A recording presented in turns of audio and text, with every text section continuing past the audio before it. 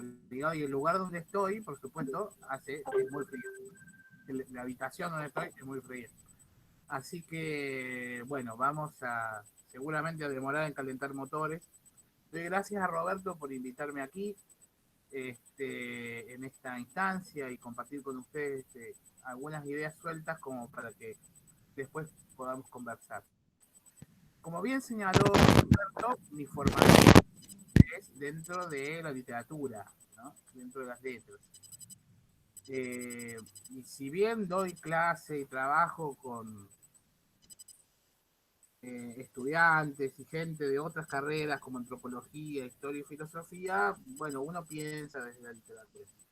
Por eso sé, algunos de ustedes más filósofos o gente más dedicada a la educación o lo que sea, van a encontrar que seguramente en algunas cosas puede estar sonateando, pero es ya caradurismo de mi parte. Eh, lo que quería plantearles brevemente es más o menos lo que me pidió Roberto que charlemos ahora, es en parte del contexto de la actual pandemia, pero también pensando en nuestra práctica como docentes y como investigadores y como sujetos investigadores de la cultura y como finalmente sujetos culturales que somos todos nosotros, ¿qué pasa con la dimensión del otro? ¿De qué manera las múltiples culturas, pero también las múltiples formas tan diversas y heterogéneas de ejercer y practicar esas culturas habitan el sistema y qué hacer frente a eso? Bueno, esto último yo no puedo decir nada, no sé qué vamos a hacer frente a tanta diversidad, pero sí me parece que es fundamental reconocer lo que podemos llamar la diferencia cultural en tanto que existe una posibilidad de interculturalidad en nuestros espacios latinoamericanos. Es decir, conocernos sujetos de diversas culturas, pero también nosotros, en tanto individuos, como habitantes de diversas culturas. Claro que vamos a tratar de reflexionar sobre leer, civilización y barbarie, pero en lugar de comenzar más o menos con lo que ustedes conocen, que es la dicotomía no tan dicotómica que plantea Sarmiento en el Facundo, que hace escuela no solo en Argentina, sino en todo el continente, antes de empezar por eso, a mí me gustaría que podamos escuchar 5 minutos, ¿sí? Una charla que daba un filósofo argentino, Rodolfo Kusch, tal vez alguno lo conozca, en un ciclo radial que tenía en Radio Nacional en la década del 60, cerca del año 66, 65-66. Cuyo es uno de los principales filósofos latinoamericanos, uno de los fundadores de la filosofía de la liberación, y que tiene bastantes aportes interesantes para pensarnos en tanto americanos. Y quisiera utilizar este breve audio de Kush, que lo pueden encontrar en YouTube, como disparador para nuestra charla. Le voy a pedir a Roberto que lo pueda reproducir, lo reproducimos de una manera casera, pero creo que efectiva, que Roberto lo bajó en su celular, lo va a poner en el micrófono y lo vamos a escuchar. Así que les pido, es una charla muy breve de 5 minutos y luego continuamos. Roberto.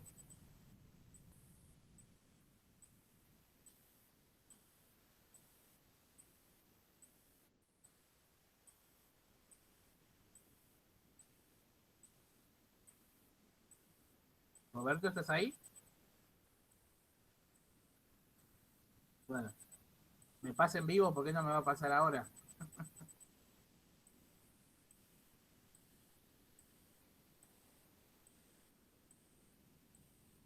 Bien.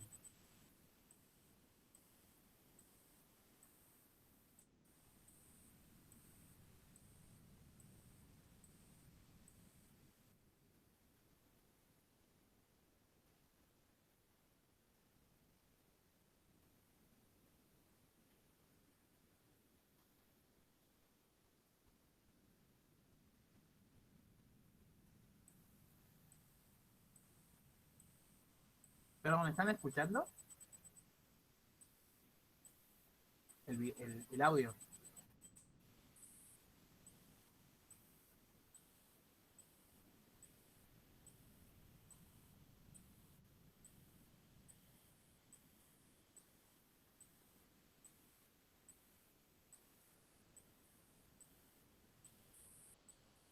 Bueno, miren, me están diciendo que no se escucha el audio, ¿no?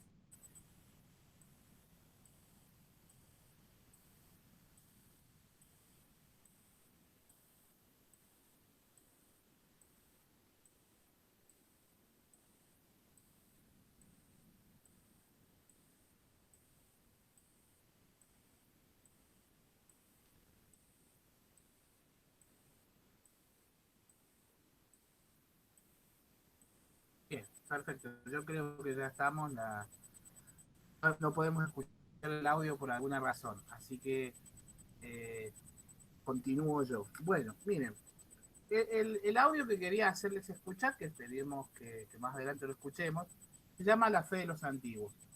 En ese audio, Rodolfo Kusch, en esta charla, planteaba lo siguiente, dice, eh, bueno, yo tengo que ponerme un kiosquito, un negocio en Buenos Aires, en Santa Fe, en Córdoba, donde sea, voy a invertir, creo que acá me va a funcionar el negocio en este lugar e invierto, ¿no? Finalmente he invertido.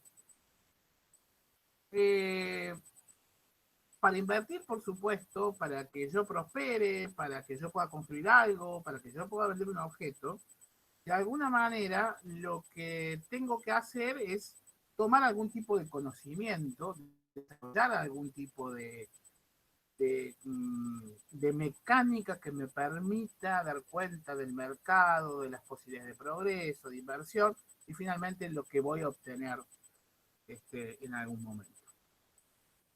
Por supuesto que en ese sentido yo juego, dice Kush ahí, juego en el fondo un conocimiento importante, eh, me baso en un conocimiento parametrado como la ciencia, intento de alguna manera llevar adelante un saber mecánico que me resulte efectivo y que finalmente, después de todo, me provee la ganancia.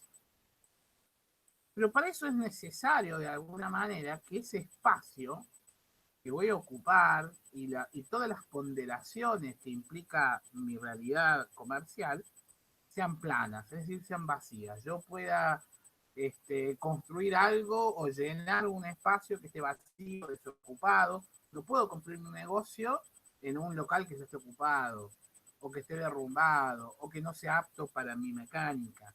¿Sí? No puedo de alguna manera llevar adelante mi objetivo de progreso si primero no tengo necesariamente un orden. Lo que implica que tengo que imponer mi voluntad al espacio y al tiempo. Para eso la ciencia y la industria me ayudan a imponer mi voluntad y con eso voy a obtener unos resultados absolutamente deseables y esperables. La idea de voluntad es fundamental. Por otro lado, puede estar la experiencia, por ejemplo, de aquel que cultiva. Usted se refiere estrictamente al indio. Dice, el indio en realidad, dice, está frente a su parcela de cultivo y lo que espera finalmente no es que su voluntad se imponga a la naturaleza. Y más o menos todos los que conocemos algo de plantas, de jardines, finalmente sabemos que nuestra voluntad sobre ese ámbito dice poco y vale poco. Lo que pone en juego el indio, dice Kush, es fe. Siembra y espera finalmente que de alguna manera esto germine, se produzca una semilla, ¿no? Y esa semilla germine, produzca finalmente un fruto luego de un tiempo, y para eso tengo que tener algún tipo de fe. No solamente la voy a regar, voy a ponerle abono, voy a porcar, voy a mejorar, sino que en algún momento tengo que tener fe en que algo superior a mí va a proteger ese crecimiento y voy a obtener finalmente el fruto. Dice Kush, acá tenemos dos actitudes absolutamente opuestas. El de aquel sujeto ciudadano que busca su prosperidad, la imposición de su voluntad, y para eso se vale de sus grandes herramientas, la ciencia, la industria y todo un pensar mecánico o mecanicista, y por el otro lado, aquel que en realidad no cree mucho en la posibilidad de imponer su voluntad, que sabe que hay factores que él no controla ni puede controlar, y que de alguna manera, ¿sí?, cuando su planta germine y brote, no va a encontrar eh, el objeto planta que está madurando para comprar, para vender y para comerciar, etcétera, sino que finalmente va a surgir el fruto que implica el alimento y que eso pasó porque finalmente alguna divinidad permitió que pasara. Frente a la voluntad se da la fe. Lo que plantearía Kush ahí en ese momento, ¿sí?, es, bueno, ¿son incompatibles voluntad y fe? Digamos, uno tiene que ver con la acción propia del occidental, que planifica, tiene un conocimiento valioso que le permite parametrar el espacio, dominar el tiempo, imponer ciertas leyes, que esas leyes se ejecuten y de alguna manera lograr finalmente la ganancia o aquello que implica la prosperidad, o al contrario, creemos simplemente en que mis actos, que están todos en función de procurarme el alimento, también cierta supervivencia, están todos dominados, ¿sí?, por un saber que yo no controlo, y tengo fe finalmente en que en lugar de darme maleza, se me dé maíz, por ejemplo. El asunto, plantea Rodolfo Kusch, y vamos entrando al tema de civilización y barbarie, es que en realidad nosotros vamos a estar habitando ambas posibilidades de nuestra cultura o de nuestra civilización. Por un lado, depositamos una voluntad muy clara en hacer que ciertos objetos o ciertas situaciones me procuren el progreso y la prosperidad. Pero al mismo tiempo habitamos un temor, ¿sí?, que es aquello que finalmente puede no darse. Ustedes imagínense lo que hacemos muchísimo de nosotros, por ejemplo, ¿no? Kush lo trabajaba en ciertas prácticas en el altiplano boliviano, pero pensemos lo siguiente. Compramos algún vehículo, qué sé yo, un camión. Ese camión obviamente tiene que darme el alimento, me va a dar el progreso, me va a dar el bienestar mío, de mi familia, de lo que sea. Yo lo pagué, lo pago en cuotas, hay un crédito, lo que sea. Lo tengo el camión. Ese camión tiene que de alguna manera protegerme, darme el alimento, y yo por lo tanto lo tengo que proteger también. Saca un seguro, digamos. Si uno piensa solo en la cuestión de la voluntad, implica planificar cuidadosamente el uso del camión, cómo transporto, qué transporto, cuándo, etcétera. Saca un seguro para que cualquier imprevisto esté cubierto económicamente y con eso sería suficiente. Sin embargo, ninguno de nosotros se negaría, de hecho los camioneros no lo hacen, de alguna manera a depositar cierta fe en que ese autocamión de alguna manera se salve de cualquier desgracia y siempre me procure la vida. Entonces, ¿qué hago? Le cuelgo una estampita de alguna virgen, de algún santo, o le hago un altarcito de gauchito. Nosotros convivimos, ese camionero convive con dos ámbitos de nuestra cultura humana claramente diferenciados a priori, ¿sí?, por el conocimiento académico o científico, que es el ámbito de la voluntad y el intento de control y el dominio de las cosas, y aquella parte, aquel ámbito que se somete a la posibilidad de que lo fasto se vuelva nefasto y de alguna manera tenga yo que conjurar e evitar que venga lo nefasto. Por un lado saco el seguro, pongo nafta y manejo bien. Y tengo mi carnet de conductor al día. Pero por el otro lado, consagro el camión a la Virgen, al Gauchito Gil, al trabajo como da San Cayetano, etcétera, etcétera. Convivimos con dos actitudes culturales que parecen opuestas, pero que en realidad, como dije recién, conviven. Ahora, esto sucede en la vida cotidiana y esto sucede ahora, no es algo que podemos encontrar ni siquiera en los márgenes de nuestros países o nuestras ciudades. Sucede todo el tiempo, ¿no? Esta convivencia de dos miradas sobre la cultura las tenemos activamente todos los días en cualquier ámbito y en cualquier lugar. Claro que puede haber matices, pero nosotros estamos conviviendo con eso. La pregunta sería, ¿las dos partes son igualmente valiosas para nosotros? Y evidentemente no. Evidentemente no. Porque está legitimado, está bien, es correcto, lo entendemos, lo aceptamos, la ley impone eso. Debemos sacar un seguro, sacar un canal de conductor, ser prudentes y planificar la utilización ventajosa económica de este camión. Lo otro, más bien, se da en un plano casi de inconsciencia, ¿no? Si yo tengo una estampita de Gauchito Gil, ¿sí? Y soy profesor, ¿sí? Y bueno, tal vez la esconda en algún lado, ¿sí? No la muestre con claridad, sea parte de algo que convive hacia adentro mío, pero que trato de que no forme parte de mi exterioridad, porque de última, si yo muestro mi devoción por el Gauchito Gil, San Cayetano, o no sé cuál advocación de la Virgen, finalmente estoy alejándome de aquello que es pasto, que aquello que parece ser organizado y parametrado, que finalmente gobierna mi propia voluntad y yo lo intento gobernar a partir de este ejercicio de voluntad también. Es decir, tengo un costado aparentemente pulcro y limpio, ¿sí? Y por otro lado, un costado más bien evidente. Entre el hedor y la pulcritud se establece una especie de tensión. El problema es cuando nosotros consideramos o creemos entender que solamente estamos preparados para ser pulcros y no abrir también en nuestro propio hedor, que no es otra cosa que el miedo a que las cosas nos salgan mal. Piensen a ustedes en la bandera del Brasil. ¿Han visto la bandera del Brasil? Y tiene un lema, es una de las pocas banderas que tiene un lema claramente: orden y progreso. ¿Qué significa el orden y el progreso? Bueno, claramente el orden y el progreso, ¿sí?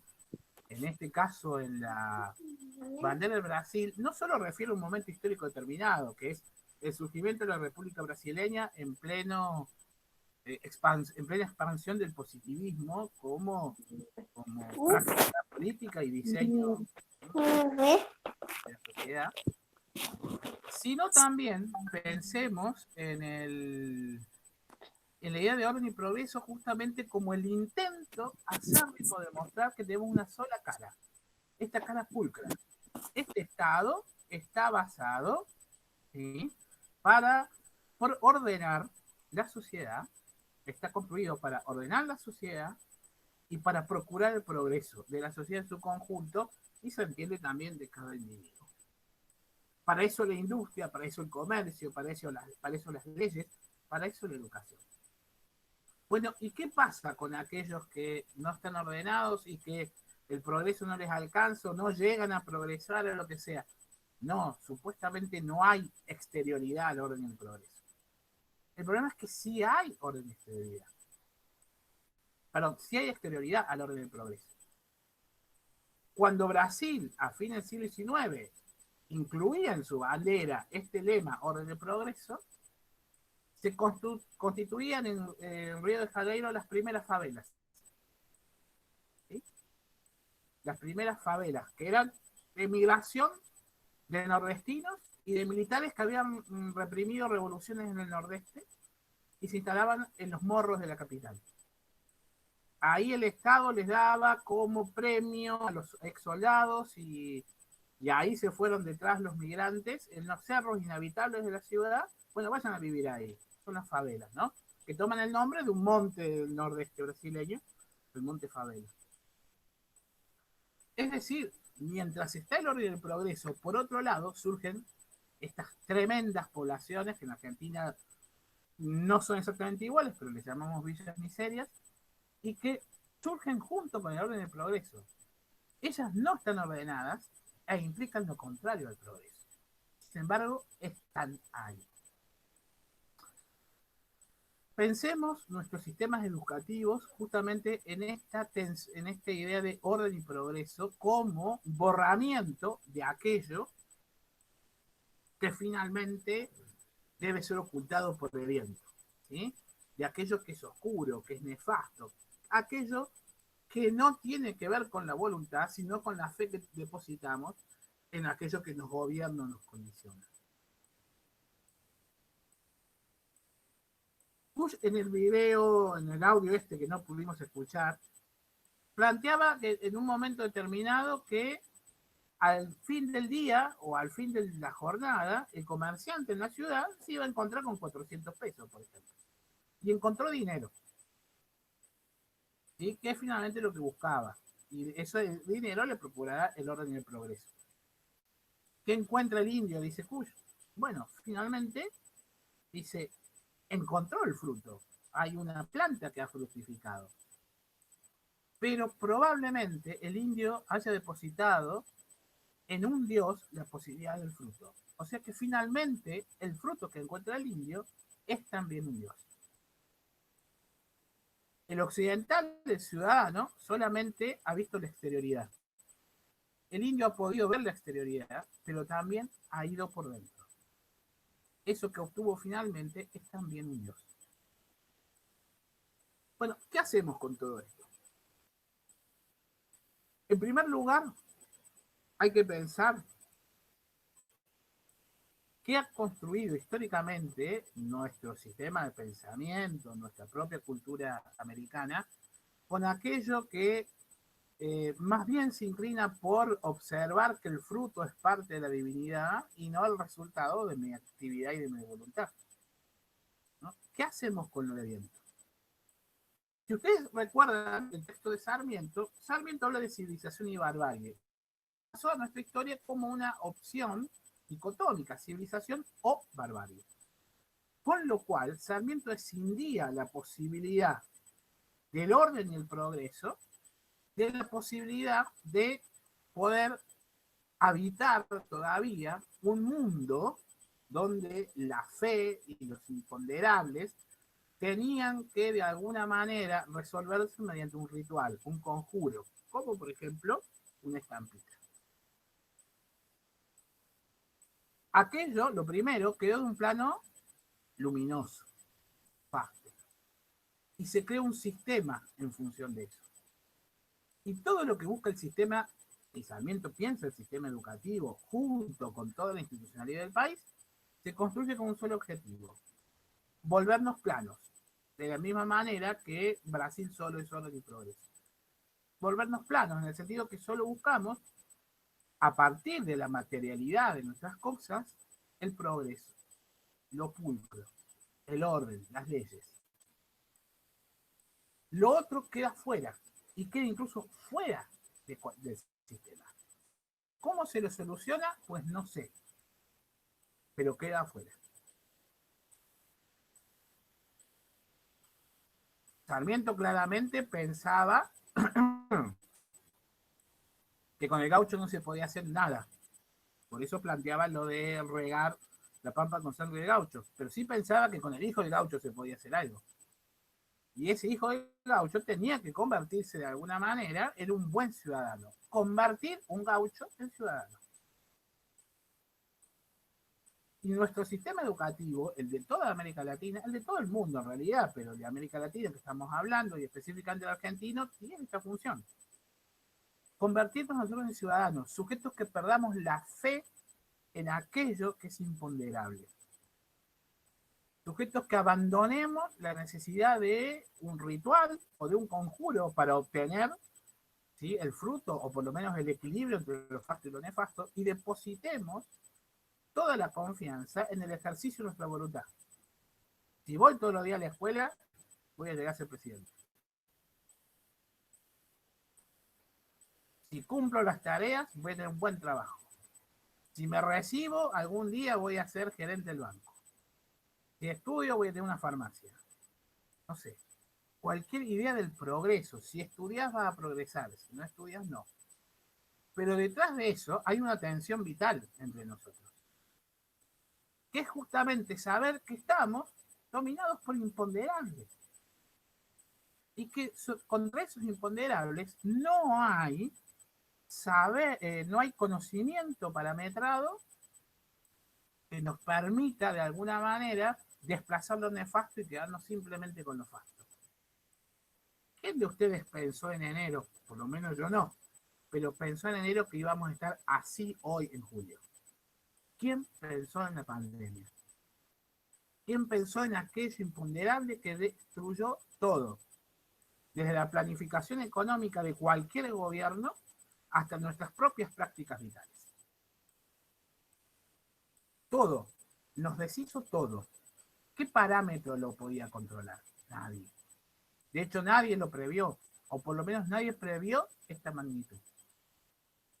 ¿Qué hacemos frente a ese imponderable? Y no, porque la ciencia, la Organización Mundial de la Salud, porque estos se equivocaron, porque no voy a poner más plata, como dice Trump, bueno, lo que sea. El problema es que estalló y es imponderable. ¿Cómo hacemos frente a eso? Y hay que asumir que los imponderables suceden y que uno gana en salud si encuentra alguna forma de conjurar ese imponderable. De hecho, es lo que quería decir Kush. El indio lo que quiere enfrentar es ese imponderable. No para que no se dé, sino para lograr un equilibrio entre aquello que es nefasto, que es imponderable, y mi propia supervivencia. Y pueda, sin acabar con aquello que es hostil, porque no lo puedo enfrentar, pueda sobrevivir. Es decir, que frente al conocimiento o en paralelo al conocimiento existe una sabiduría.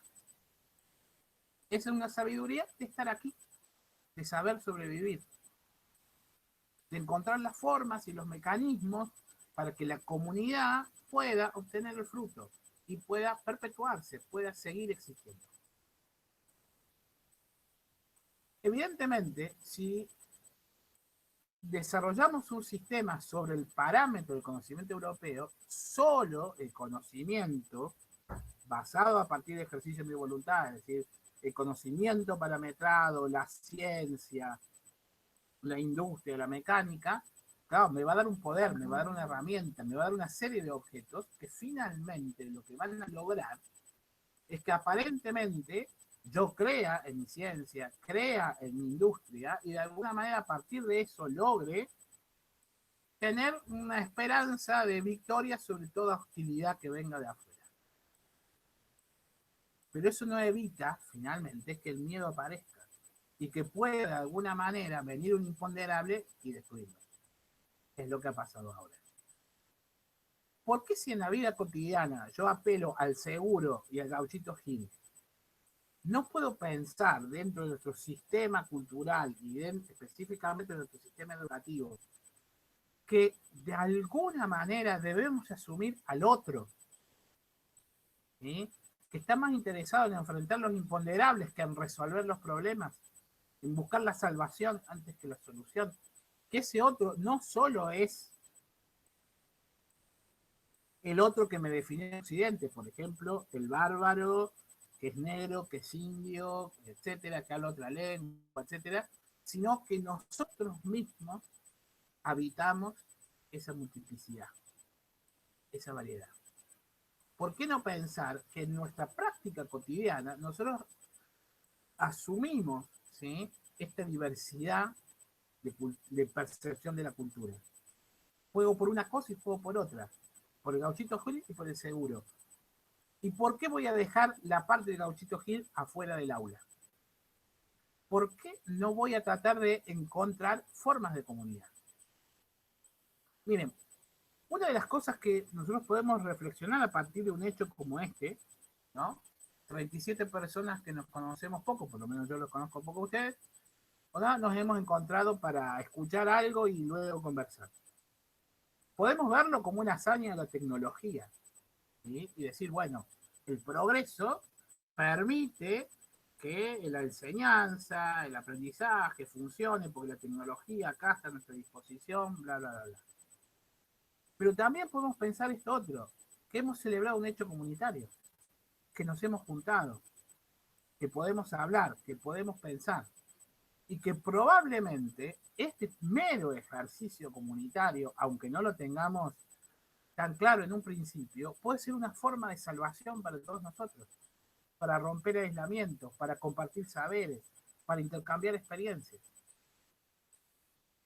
Pero no tiene que quedarse eso en la mera anécdota de una especie de autoayuda, sino en la posibilidad de construir una sabiduría y una sabiduría de América a partir de esto. Entender que finalmente esta tecnología, este MIT que nos permite unirnos, no es, es finalmente un objeto resultado de la industria de la ciencia, sino lo que importa es la fe que podemos depositar, por ejemplo, en Roberto, que dice, bueno, va a traer unas 4 o 5 personas que generan alguna charla y podemos sacar algo interesante y una reflexión crítica de esto. Civilización y barbarie implica justamente esa tensión, ¿no? Esa tensión de asumir aquello que puede ser mostrado en evidencia y aquello que está ocultado por el mismo tiempo. Cuando nosotros clasificamos de barbarie o de bárbaro a otro o al otro, lo que estamos en realidad haciendo es justamente segmentar una totalidad, que es nuestra propia práctica cotidiana y vital de habitar estos dos mundos. Ahora, esto de dividir civilización y barbarie es algo que inventó Sarmiento y que sirvió para imponer el sistema positivista de nuestra educación, etc. No. Pero sí es curioso. Aparece al comienzo de la conquista de América. Ustedes saben que hay un uso clásico de la idea de barbarie. ¿Sí? El clásico uso de la idea de barbarie es el extranjero, para los griegos. Aquel que barboteaba la lengua griega, que no dominaba el logos, era un bárbaro. Le podía pasar a un no griego, básicamente, aunque también excepcionalmente un griego que no manejara la lengua correctamente. ¿Dónde estaba el polo opuesto de la barbarie, de la extranjería? En la propia polis, en la propia ciudad. De ahí de ciudad, ¿no? Como regla y como tecnología, como objeto que evita la precarización, que evita la incertidumbre, que trata de manifestar la voluntad de lo humano en el control de todo, tiene que ver con civilización. El bárbaro es aquel que está librado a su propia condición de animal, diríamos casi, ¿no? O de naturaleza. Y el civilizado es aquel que lo controla a partir de su existencia en la polis. Para los griegos estaba claro, ¿no? Los bárbaros eran nosotros, extranjeros, y era muy raro que un griego participara de esa condición. Hay una diferencia muy grande con Sarmiento, que piensa que los propios americanos son bárbaros. ¿Sí?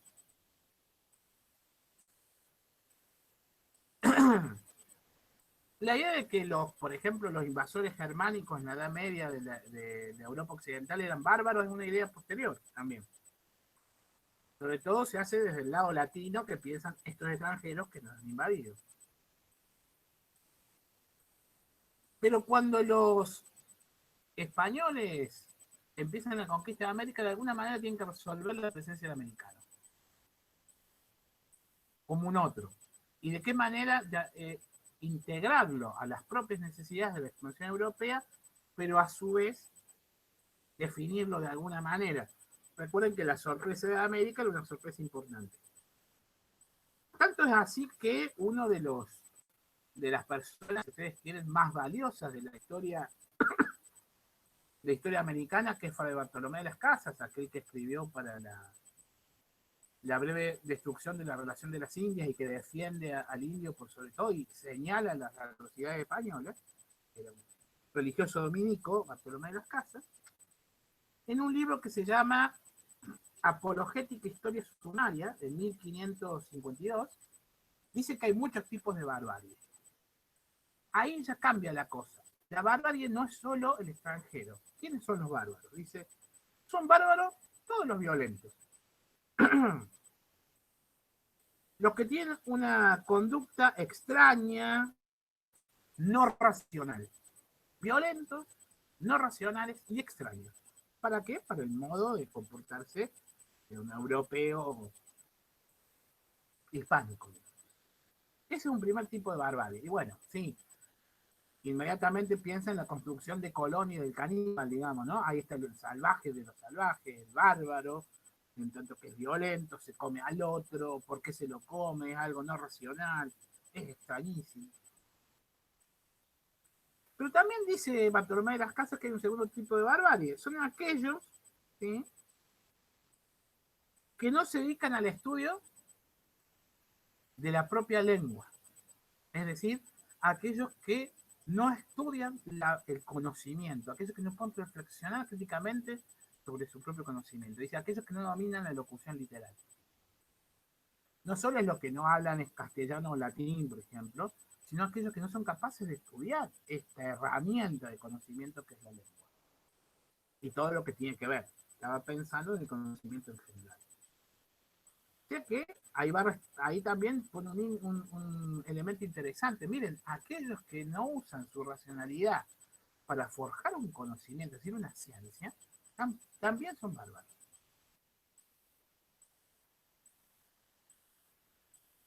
Dice, son bárbaros también, un tercer tipo, aquellos que no tienen un sistema básico de gobierno. Aquellos que no tienen alguna forma de gobierno son bárbaros. Y finalmente son bárbaros también todos los que no sean cristianos. Y todos los que no sean cristianos católicos, es decir, los infieles. Entonces, fíjense, aquellos que son violentos e irracionales y extraños, aquellos que no se dedican a producir conocimiento, aquellos que no tienen un sistema básico de gobierno y aquellos infieles son bárbaros. Y uno puede combinar esto. Por ejemplo, los musulmanes tienen un sistema básico de gobierno, producen un conocimiento importante y se dedican al conocimiento, al estudio de su propio conocimiento. Pueden no ser violentos ni irracionales, pero son infieles, son bárbaros. Otros europeos, y bueno, a lo mejor no son violentos, también forman parte de la producción del conocimiento europeo, etcétera, pero por ejemplo, son protestantes, son infieles, o no tienen un sistema de gobierno apropiado como el de la monarquía española, etcétera. O sea que las combinaciones para encontrar bárbaros son muchas. Siempre el bárbaro es el que no me cae bien, finalmente el que no entra en alguna de estas marcas, es decir, que no responden a un modelo de hombre. Y finalmente dice Bartolomé de las Casas, bueno, dice, todo esto se puede resumir en la idea de barbarie contraria. Todo el que está contra lo correcto, es decir, contra el rey, la religión y la lengua y el conocimiento aceptado, es finalmente un bárbaro. La barbarie siempre que es el miedo, finalmente. Es el miedo a la violencia, a otro saber que no domino, a un sistema de gobernabilidad incomprensible, etc. La barbarie, la modernidad, la deposita en el otro, sí, pero en tanto que el otro también es capaz de mostrar las taras que porta la civilización. Porque si ustedes han advertido lo que señala Bartolomé de las Casas, cualquiera de esas clasificaciones se puede aplicar a ciertos segmentos sociales de las propias sociedades civilizadas europeas, por ejemplo, o americanas. En ese sentido, la barbarie sirve justamente para encubrir la práctica de la violencia sobre aquellos a los cuales creemos, de los cuales creemos que portan el peligro, que portan el atraso, que aportan en sí todo aquello que cuestione la centralidad y la preeminencia de los elementos sobre los que he construido mi certeza como comunidad. Finalmente, para volver a la idea del audio de Kush que no pudimos escuchar, y es todo aquello que está habitando el espacio y el tiempo.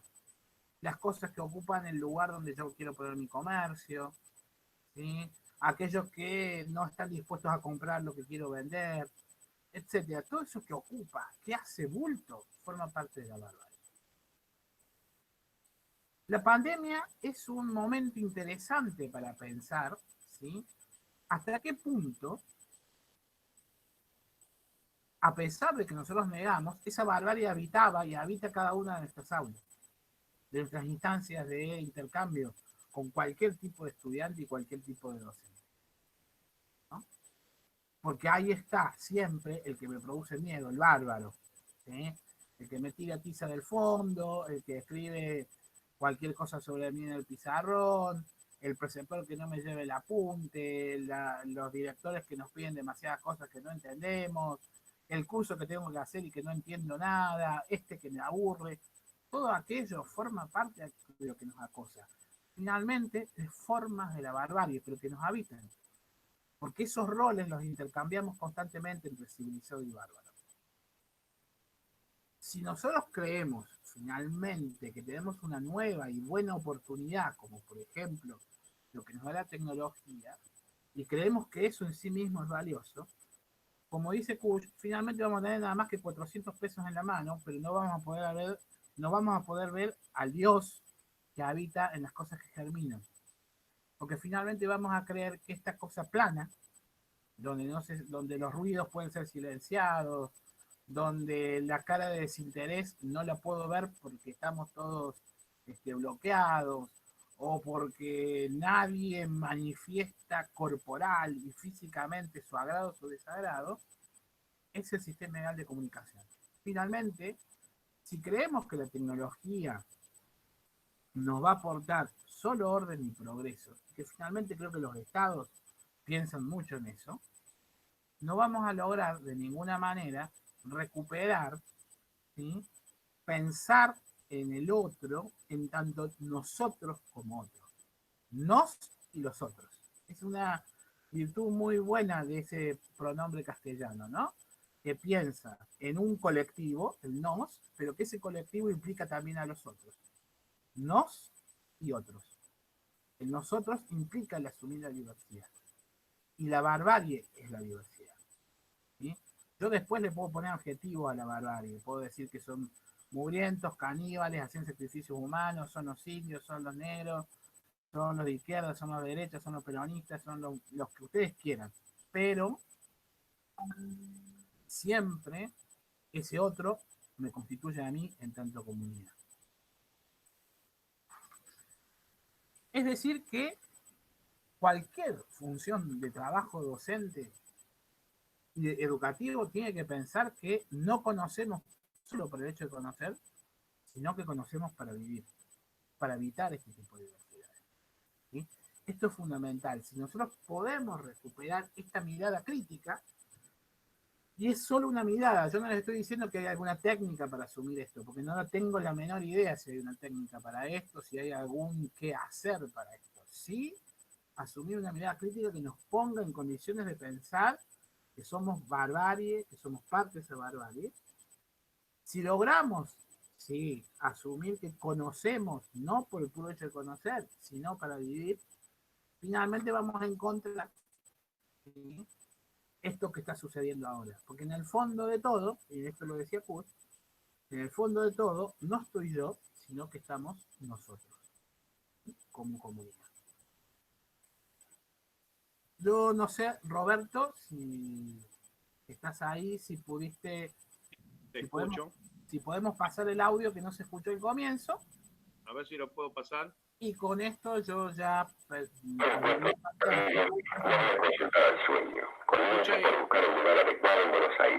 ¿Se escucha ahí? ¿Se puede escuchar ahí? Hola. Hola, mira, sí, escucho con un poco de como retumbando, pero sí escucho. Yo no sé el resto. Bajo el volumen, espera que lo retomo y bajo el volumen a ver si se escucha bien y lo probamos. Bueno. ¿Puede ser? No sé si así cerraba. Está muy... Ahí. A ver ahora. Para instalar un puesto de cigarrillos no voy a consultar al sueño. Comienzo por buscar un lugar adecuado en Buenos Aires, un zaguán o un escaparate. Luego contrato un carpintero y hago hacer los estandes. Y al fin consigo la mercadería y me instalo detrás del pequeño mostrador para esperar a los clientes. A todo esto invertí un capital y lo administré convenientemente a fin de no fracasar en mi negocio. En todo momento fui concreto, objetivo, realista y no anduve ni entre sueños ni ingiriendo plantas mágicas. Puse en esto mi voluntad, no cabe duda. El mundo se ha hecho así. Si me quiero sentar, pues coloco la silla convenientemente y me siento. Si quiero viajar, pues invento el automóvil y junto unos hierros y unas chapas y lo construyo. Si quiero ir a Marte, pues construyo ya no un automóvil, sino un cohete. Yo dispongo del mundo. Si no soy yo, será la fábrica, o si no, la humanidad entera. Es la ventaja de quedarse afuera y tener voluntad.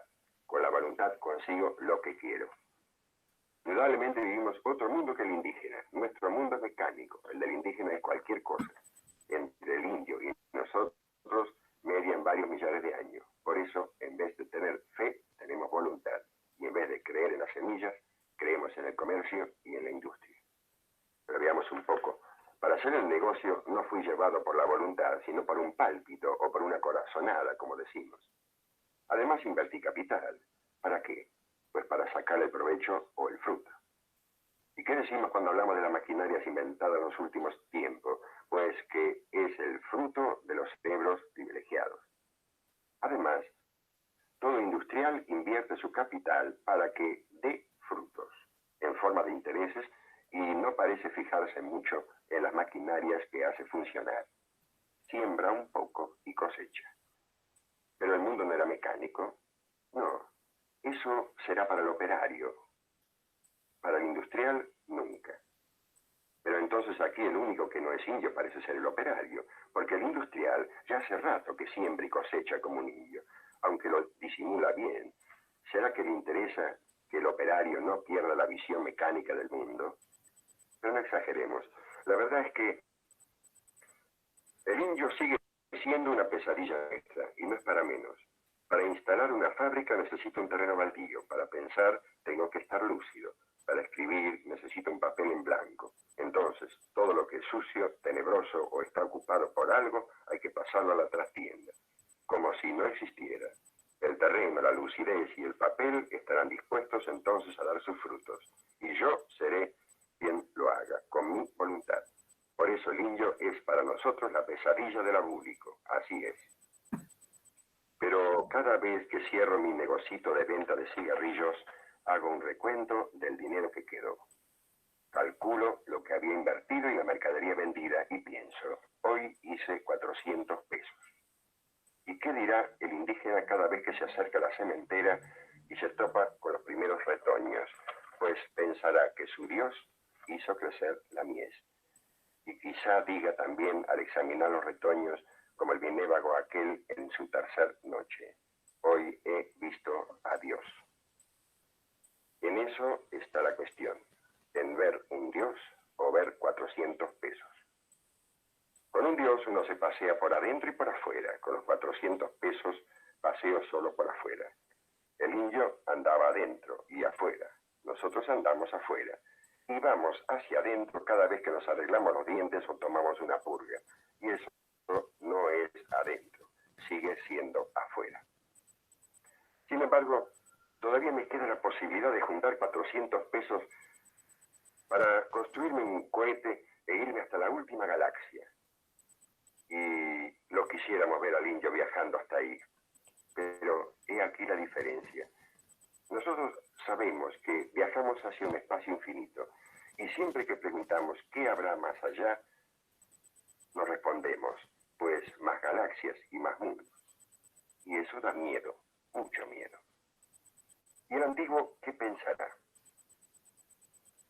Sospecho que sabrá que al cabo de las infinitas galaxias estaremos muy lejos, pero de la Tierra y no de nosotros. Al cabo de todas las galaxias volvemos a estar nosotros, con nuestra angustia, igual que junto a la sementera, con todo el miedo. Y ojalá pudiéramos decir, como aquel indio benévago, esta noche he visto a Dios. Ese es el misterio de la fe antigua, esa que los adultos habían dejado a los niños. Indudablemente no nos impide ir a las galaxias, al contrario, nos daría el valor necesario para llegar a ellas. Bueno, esa era la charlita, el fragmento de la charlita de Kush que quería compartir finalmente para proponerle esa hipótesis de alguna manera. Cuando hablamos de civilización y barbarie, no hablamos de un momento histórico, sino hablamos de finalmente la decisión cultural de asumirnos como sujetos culturales habitados por una multiplicidad cultural, ¿sí? Y que nuestra mirada crítica en educación, pero en cualquier forma de conocimiento, debe también de alguna manera, para ganar en salud, para estar completos, asumir la posibilidad de esta sabiduría de América, que es finalmente, después de todo, estamos nosotros y no el vacío. Bueno, acá Roberto, paro de macanear yo y empezamos bueno, no sé, en nuestra charla, si hay los comentarios y preguntas, más que preguntas, comentarios, porque lo que he propuesto es eso. Sí, acá como yo decía el viejo Roy, ¿no es cierto? Estamos en chancleta, ¿no es cierto? Que es lo mejor, más cómodo para tanto encorsetamiento para pensar juntos, ¿viste? A veces inhibe el pensamiento. Entonces, porque hay que, ¿viste? Medir las palabras, porque no vaya a ser que el otro nos mire con cara rara porque hemos pifiado algún concepto. Pero bueno, vos me hiciste acordar, y yo abro el espacio para las preguntas, para los comentarios, porque esto es un conversatorio donde todos construimos el conocimiento, no hay superior académico ni mucho menos, la idea es eso, compartir el conocimiento, es sacar el corset de la academia para pensar desde lo que nos compete, que es este lado de América, este mundo olvidado que es Sudamérica, ¿no es cierto? Siempre nos han enseñado desde la escuela, como vos hablabas, a mirar desde abajo. Está bien, estamos en el confín del mundo, pero nos enseñan a mirar el mundo desde abajo, no con otra mirada. Y ahí está la cuestión de la civilización y la barbarie. Pero vos, a mí parafraseando un prólogo del pensamiento popular de Kush, vos planteaste algo que me parece fundamental, que la cuestión no radica en el mandar, sino en escuchar al que recibe las órdenes. Imagínate eso en la educación, escuchar a quien recibe las órdenes. Entonces, yo creo que siguiendo la línea del encuentro anterior, es escuchar al otro, sin anular el otro, porque no nos olvidemos que la civilización, como vos bien lo planteaste, es, desde la mirada de los griegos, es, ¿no es cierto?, esa colonización del otro. Bien, la modernidad lo lleva a cabo con Descartes, ¿no es cierto?, que construye al hombre desde la noción del sujeto, es decir, al hombre lo construye desde su pensamiento. Entonces, lo que es el hombre es su pensamiento. Y si ese pensamiento es dicotómico, no piensa, no es civilizado. La Ilustración misma plantea, ¿no es cierto?, cultura para todos. ¿Y cuál es el sentido de la cultura para todos? En la cultura occidental europea. Entonces el otro está anulado, la otredad queda anulada. Entonces la alteridad, parafraseando a Levinas, ¿no es cierto?, no se construye, se destruye, se coloniza, se objetiva, se cosifica. Entonces, no se escucha, se impone un discurso sobre el otro. Y ese discurso es la verdad. Entonces, y en una, me parece, paradoja con el término aletheia. Es decir, la aletheia es quitar el velo de lo que se oculta, de lo que estás detrás. Pero el otro se me presenta y no sé qué es el otro. Es un igual a mí, pero no sé cómo es el otro. Pero yo lo cosifico y al cosificarlo lo anulo. Entonces, ese planteo hoy está presente en esta virtualidad donde, como vos bien decías, sí, algunos tenemos el alcance de la conectividad y los que no la tienen, ¿qué pasa con eso? Con esa otredad. ¿Puede construir ese nosotros sin hiato? ¿Puede ese nos otros? Pues ese hiato es una separación muy profunda. No sé si fui claro en la cuestión.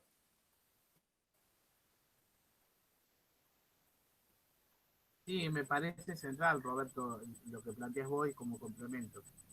Yo pensaría también que lo que, digamos, pensar desde una determinada situacionalidad, digamos, ejerciendo una especie de pensar situado, que finalmente es una propuesta fundamental desde el punto de vista epistemológico, o sea, pensar desde nuestra propia situacionalidad, desde nuestro propio estar, tiene que ver con entender que ese otro, ¿sí?, forma parte de nuestro, digamos, ¿no? Forma parte de mí. Yo soy el otro, utilizando el término de Borges, el otro y el mismo, digamos, ¿no? No hay una alteridad radical en el sentido de que no la podemos desdoblar de nosotros mismos, sino que esa alteridad la aportamos nosotros mismos en tantos sujetos coloniales, porque justamente para un europeo el otro puede manifestarse con claridad. Es el que tiene otra lengua, otro sistema, otra piel, su rostro se aparece, es el sujeto colonizado, es el migrante, pero en el caso nuestro, el otro no es eso. El otro somos nosotros mismos. Exactamente. Claro, El otro lo portamos y nuestra atención es pensar que no debemos eliminar ninguna de esas dos partes, es decir, ni aquello que nos construye en tantos sujetos que formamos parte, utilizando los términos de Alain Rouquier, de extremo occidente, digamos, somos nosotros, y al mismo tiempo formamos parte de esa otra barbarie, de esta fe de los antiguos que todavía continúa y nos habita, ¿sí?, la que todavía pertenecemos. Y en ese sentido, la alteridad la vamos a aportar constantemente, el asunto es reconocerlo.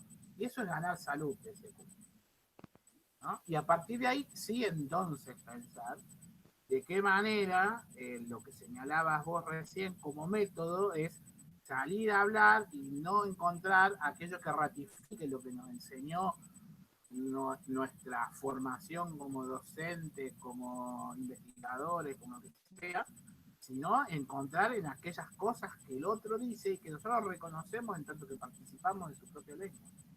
Y ese otro que somos nosotros, digamos, encontrar ahí la comunidad.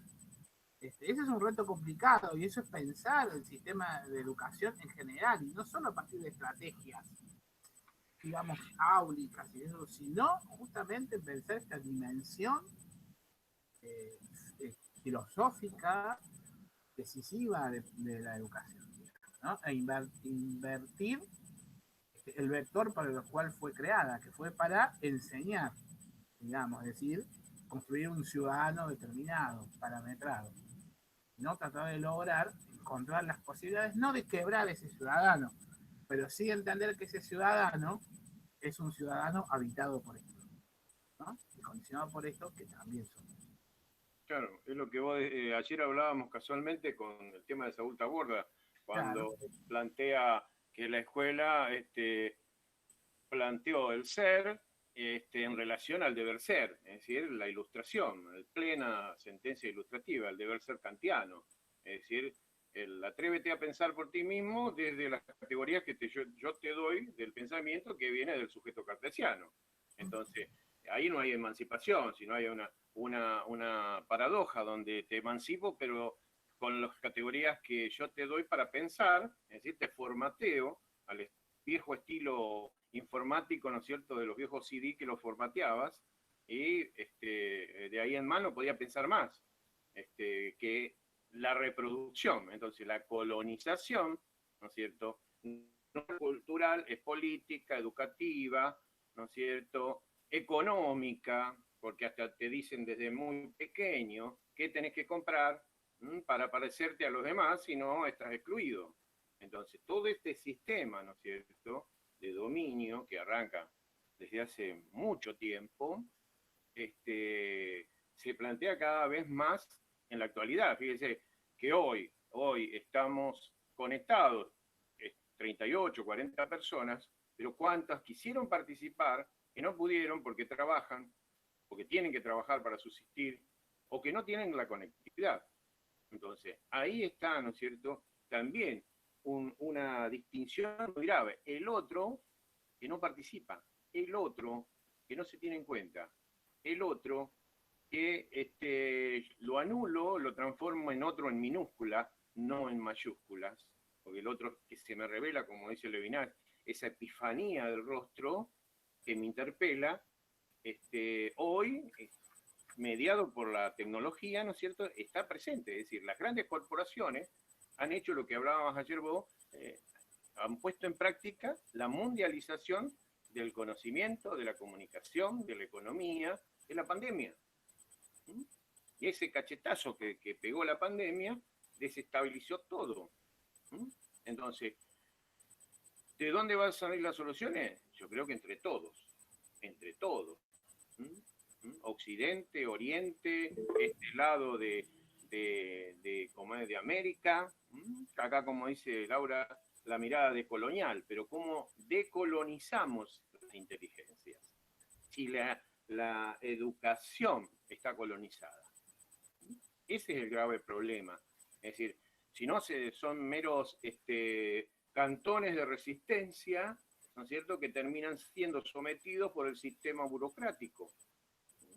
Y ahí está, caemos también en un individualismo utópico, libertario, heroico, donde no hay coincidencia para la construcción, ¿no es cierto?, de una mirada más amplia. Acá, Laura, sí, estuve viendo, ¿no? En relación a la mirada decolonial, ¿no? Si tomamos desde este lugar de enunciación para el relato multicultural. Bueno, sí, claro, en buena medida hay que pensar que el pensamiento descolonial, que digamos de alguna manera tiene vigencia o se ejerce en algunos fragmentos de la academia en los últimos 20 años, tiene una historia previa que tiene que ver con este tipo de filosofía emancipadora, liberacionista. Kusch, a quien cité, es uno de los principales autores referidos por los descoloniales, pero también autores como Roy, que señalaba también Roberto, etc. En ese punto habría que pensar, por supuesto, que la mirada descolonial acertadamente es una mirada y no es un sistema o una escuela. Vamos a encontrar muchas perspectivas dentro del pensamiento descolonial. Ahora, algo que me parece que apunta a lo descolonial, a ver, no sé si todos manejamos esta idea de lo descolonial, pero la idea de lo descolonial sería lo siguiente. Hay un relato europeo que es el relato de la modernidad, digamos, la expansión que desde el siglo XV tiene Europa por el mundo. Esto es claramente una mirada pensada desde la modernidad y la modernidad como algo que se expande y que finalmente lo que hace es armonizar tiempo y espacio en uno solo, digamos, ¿no? La era cristiana, la era del progreso, la expansión capitalista, la historia universal en la historia europea desplegada.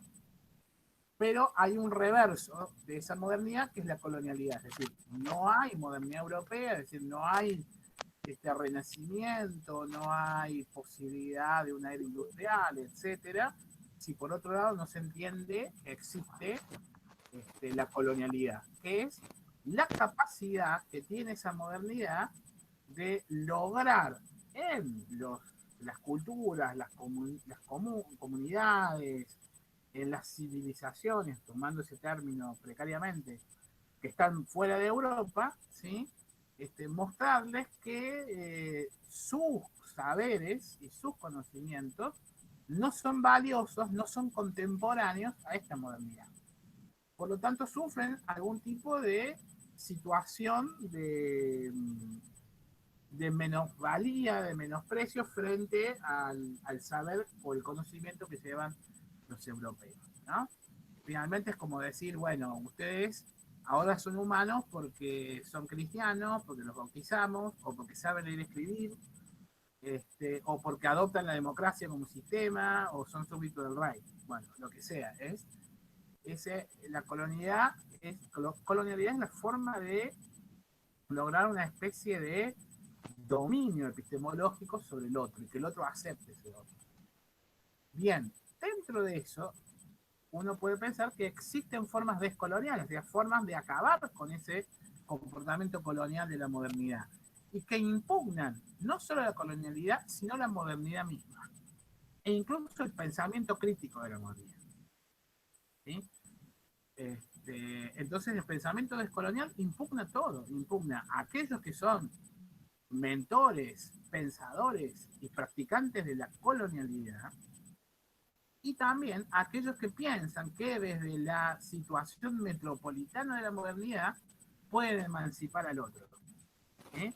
Los buenos europeos que nos tratan bien y que, como decía recién Roberto, piensen críticamente con estas materias que yo les di de conocimiento que les ofrezco para que ustedes piensen. Hay una obra de teatro de Shakespeare, la última que escribió, que se llama La Tempestad, que hay un personaje que se llama, ay, se me fue el nombre, Calibán, que vive en una isla y que es un monstruo, que era libre hasta que llegó uno que se llama Próspero y, digamos, se quedó con la isla, ¿no? Y Próspero, a este bruto, salvaje animal que era Calibán, le enseña a hablar, entre otras cosas. Y entonces Calibán en un momento se subleva y Próspero le dice, pero ¿cómo te sublevabas? Yo que te hice todo, que te enseñé a hablar. Y dice, sí, claro, me enseñaste a hablar, te maldigo en tu lengua. Para lo único que me sirve tu lengua es para maldecirte, porque desde que me enseñaste a hablar, yo soy esclavo tuyo. Y tengo que aceptar tus órdenes. Y ahora sé que soy esclavo y vos que sos amo. ¿Sí?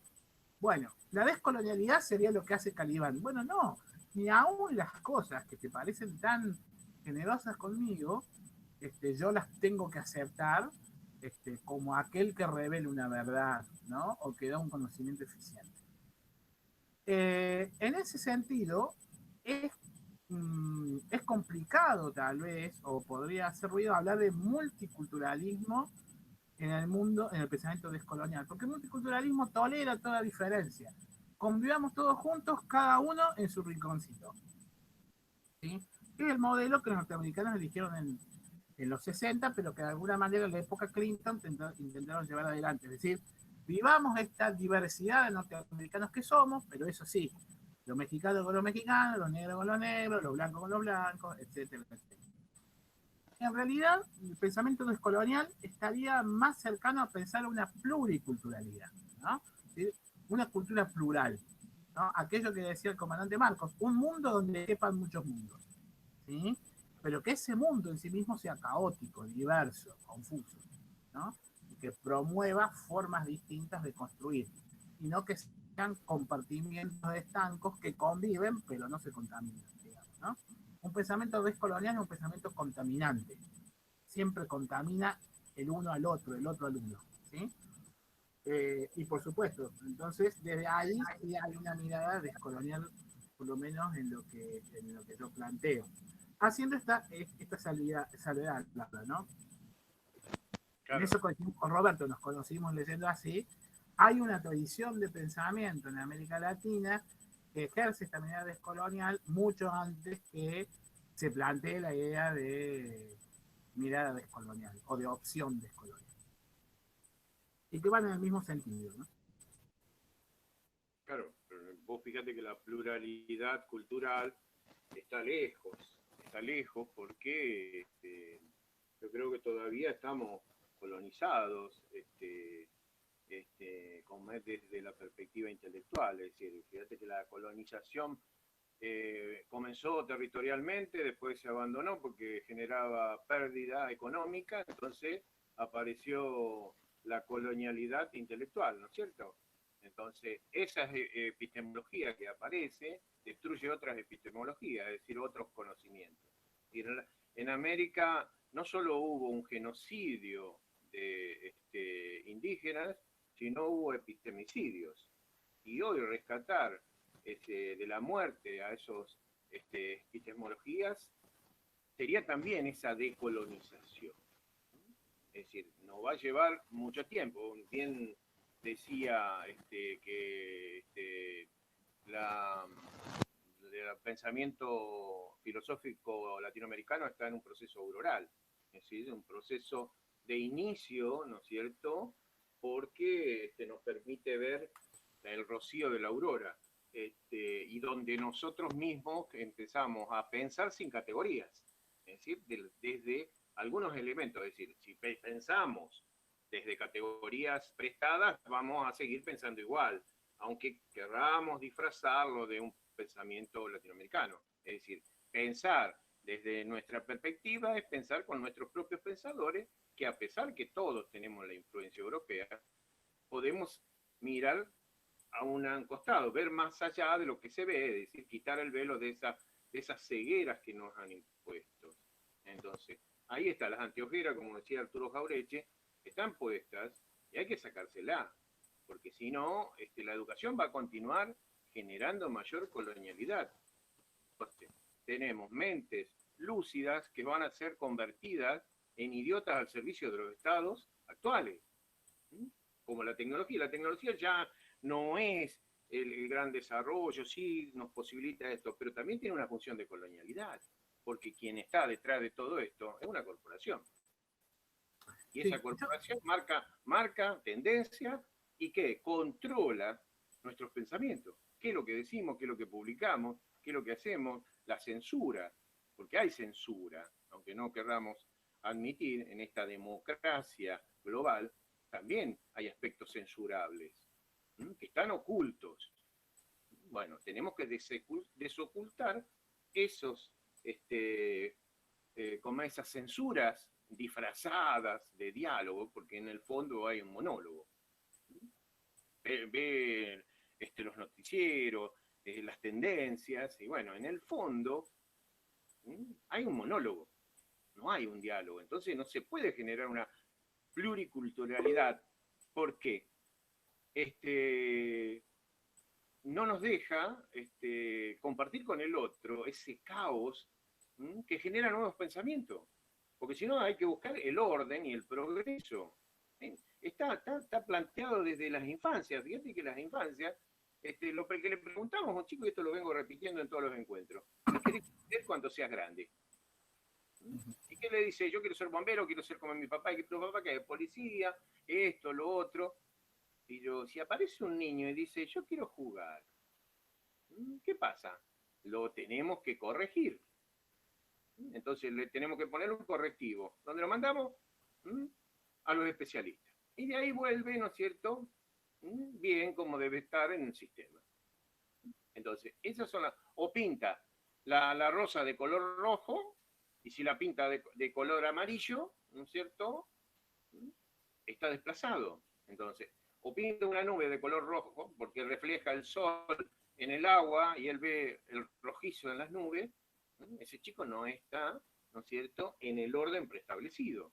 Entonces, ¿cómo ir decolonizando, ¿no es cierto?, la inteligencia? Es una tarea no solo cultural, sino es política, de políticas educativas, y también de la formación docente. Eso no nos compete a nosotros. Sí, yo estoy de acuerdo, como estoy totalmente de acuerdo. Creo tener también un poco una mirada optimista en ese punto, digamos.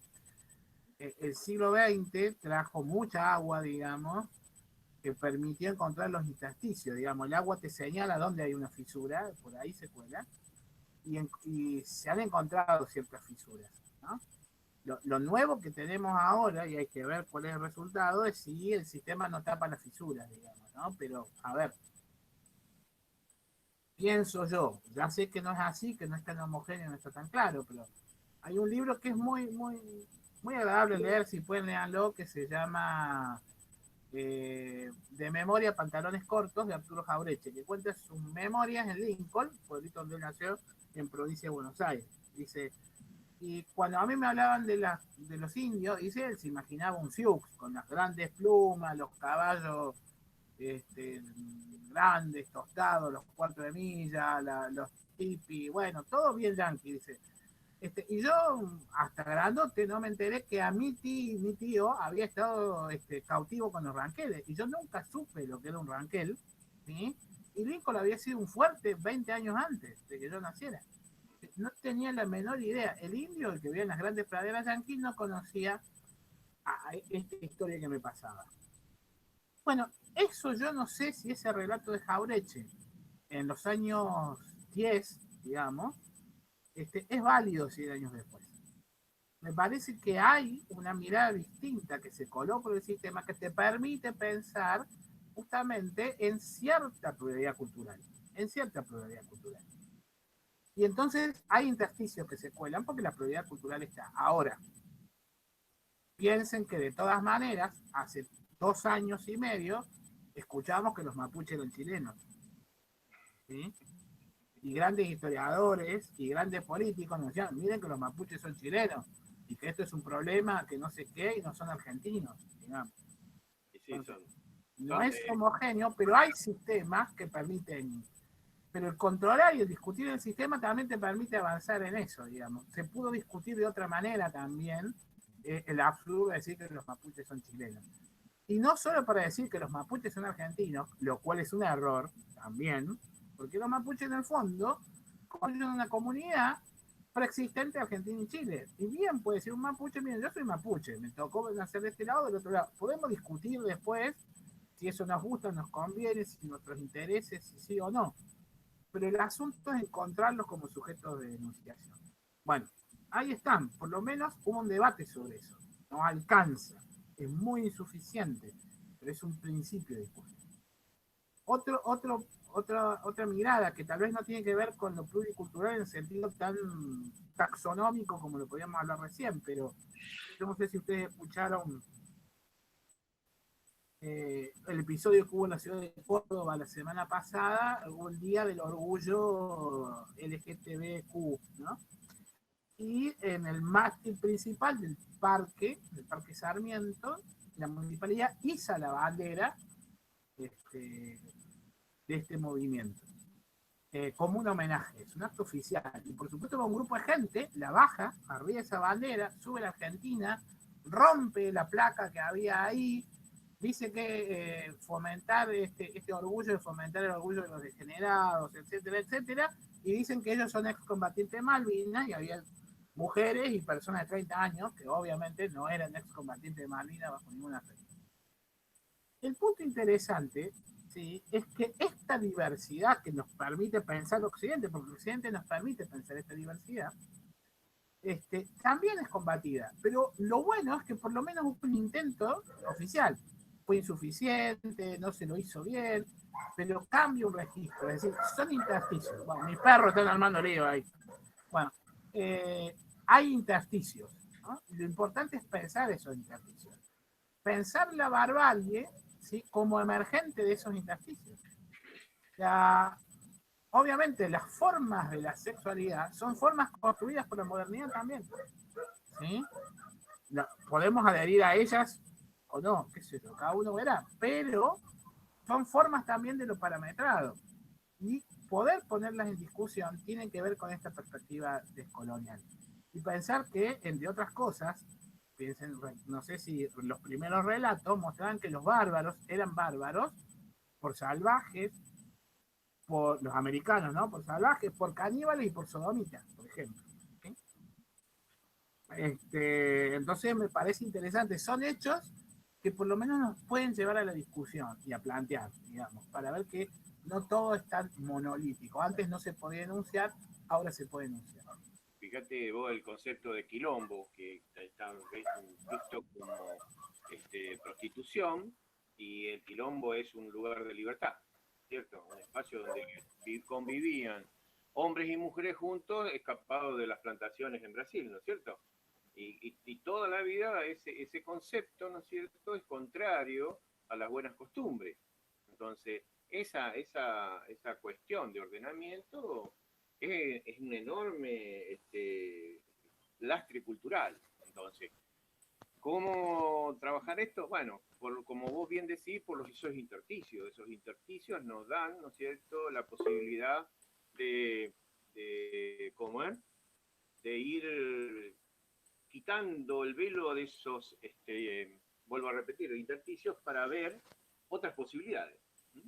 Bueno, yo ahora me gustaría que alguno de los participantes podría hacer una consulta, un aporte. Acá yo vi un aporte. Sí. Que... Yo veo acá uno de Sergio, ¿sí? Sí, yo lo que vi me dice acá. Que Pocahontas. Yo sí sé cuál es el dibujito, pero no lo vi. Sí, ¿no? Sergio... Pero yo desconfío de Erita, y así que hay que ver, digamos, cómo lo planteo, pero está bien. Dice, tal cual, se me vino a la mente, dice un dibujito llamado Pocahontas que también deja un gran mensaje para reflexionar. Bien. lo que plantea. Alguien pide la palabra. Sí, Astor Alboroto. Bueno, Astor, abrí el micrófono, hermano. Hola, sí. ¿Ahí me escuchan? Sí. Muy bien. Agradecerte, Domingo, por la exposición y Roberto por la invitación. Creo que estoy un poco despeinado, recién estaba de capucha, pues hace frío acá también. Estamos en chancleta, ¿viste? Da clase en chancleta y acá no. Sí, acá se presta para cualquier cosa. No te tenés que poner corsé para ser intelectual. No. No, me pareció muy interesante esta última observación que hacías, Domingo, en relación a en encontrar los intersticios y en pensar también efectuar cierto contrabando también de categorías que vienen desde afuera, pero desde una perspectiva crítica, ¿no? Porque también nos permiten visibilizar cuestiones que tienen que ver con nuestra sociedad que por ahí nosotros no logramos a veces. Pienso también en el ejemplo del debate que se armó en relación a la represión racial de Estados Unidos, en torno al caso de George Floyd, que se criticó mucho que mucha gente se movilice por esa problemática, pero no por problemáticas locales, como por ejemplo, en ese mismo momento surgió un par de casos de violencia institucional por parte de la policía en Chaco, si no me equivoco, en Formosa, que si no hubiese sido por la muerte de George Floyd, no se hubiesen visibilizado acá. Y no creo que hoy en día, por ejemplo, la policía deje de estar cometiendo actos de violencia institucional, pero se ha vuelto al silencio. Y si no hubiese sido por subirse a esa ola de reclamo en contra de ciertas discriminaciones, seguramente no hubiesen tomado visibilidad, o probablemente no lo hubiesen hecho. Así que bueno, en ese sentido yo un poco discreparía y bueno, para que discrepemos un poco, si estamos todos de acuerdo, es aburrido, en la idea de que todo lo que viene de afuera nos colonializa, sino que también, bueno, aboga una idea de que podamos apropiarnos críticamente de lo que viene de afuera. Bueno, ese era mi aporte. Gracias. Sí, Astor, totalmente de acuerdo. Hay un... No, estoy seguro que hay gente que plantea esta cuestión, y no de ahora, ¿no? De siempre de no tomar los elementos de afuera para poder nuestra propia realidad. Bueno, eso es básicamente imposible, digamos, ¿no? Primero porque el modo de operar en la construcción del conocimiento y de la sabiduría humana tiene que ver con estos diálogos a veces muy amables y a veces muy forzados y conflictivos, por un lado.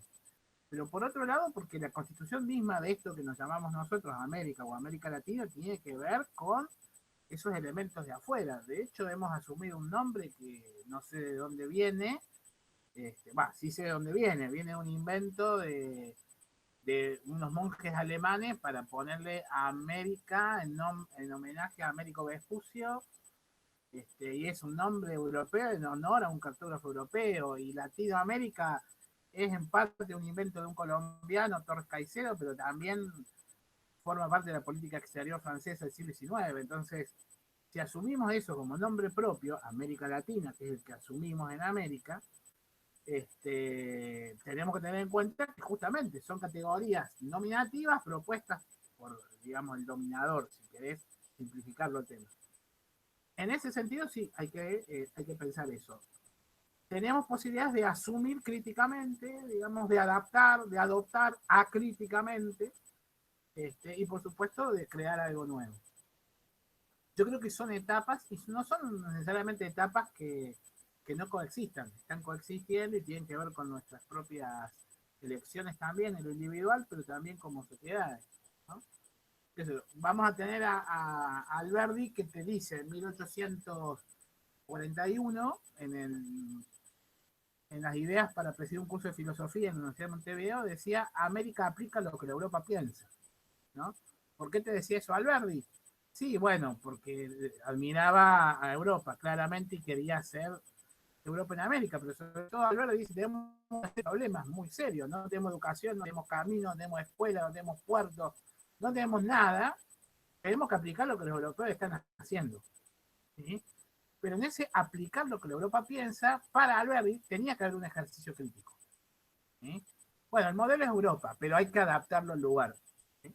Eso está clarísimo y es una idea central en un pensador que generalmente decimos es europeísta. No, Alberti pensaba en una adaptación crítica, aunque su frase fuese tan contundente. Pero alguien casi contemporáneo de Alberti, Simón Rodríguez, en Sociedades Americanas en 1828, decía, o inventamos o erramos. ¿No? Decía, no podemos andar inventando, no podemos copiar, porque nos vamos a equivocar, porque lo que los europeos han hecho es monarquías despóticas, esclavitud, sistema de castas, dice, y eso no es América, o sea, no peleamos 20 años para hacer eso. Tenemos que inventar. Digamos, América es algo nuevo y la única, lo decía con total claridad en ese momento, nosotros somos la posibilidad de abandonar años, siglos de despotismo, de sistema de castas. Tenemos la posibilidad de algo nuevo, inventar un sistema educativo que por supuesto nadie llevó la punta, etcétera, ¿no? Salvo Bolívar, que fue su alumno, que trató de llevar adelante en parte eso, pero que no pudo prosperar por razones que se conocen. Pero la idea de la invención va asociada a la adaptación, porque la invención, una vez constatado, tomar las cosas tal como vienen no funciona. Pero para constatar eso tenemos que dominar esas categorías que señala Bastos y utilizarlas y aplicarlas y ponerlas en crisis, ¿no? Y también la invención tiene que ver con que tenemos que romper nuestro propio cerco académico muchas veces, ¿no? Y está en las categorías ejercidas en la cotidianidad y en la vitalidad, ¿no? Que tenemos al vivir entre nosotros, donde puede haber ciertas categorías, ¿no? Cuando uno, con esto que hablaba de George Floyd, cuando uno apela a la corrección política y en una reunión del barrio por cuestiones de seguridad te dicen, che, pero estos negros, pero... no, pero ¿cómo decirlo negro? Bueno, negro de alma. ¿Sí? Ahí encontrás una categoría valiosa, la de negro de alma. ¿Por qué no usarla como categoría de conocimiento? Para describir la práctica y el discurso del racismo en Argentina. ¿Qué significa negro de alma? ¿Es la expresión de mi vecino que es medio estúpido o de la vieja de al lado? Sí, puede ser. Pero hay una categoría operante describiendo no al sujeto que supuestamente quiere estigmatizar, sino al racista que está construyendo un discurso parametrado de conocimiento. El color negro tiene que ver con esto. ¿Sí? Bueno, ahí es interesante pensar. Entonces, totalmente de acuerdo con esto. Lo otro es ejercer una especie de nacionalismo epistemológico que no existió y no va a servir y no tiene oportunidad de aportar nada. Pero bueno, se trata, como plantea Kuhl, de escuchar, digamos, salir a escuchar y volver a cuestionar lo propio. Y en eso implica, digamos, ser bárbaros alejandrinos, como decía un poeta brasileño, Haroldo Campos. Nosotros devoramos todo lo que viene, ¿sí? Y en ese devorar todo lo que viene, seleccionamos lo que pueda servir, digamos. Ahí hay una construcción crítica y artística también, en el sentido que hay una poética de la construcción de una sabiduría, digamos, que nos debería no servir, no sé si servir, pero por lo menos nos daría la posibilidad de habitar mejor entre nosotros.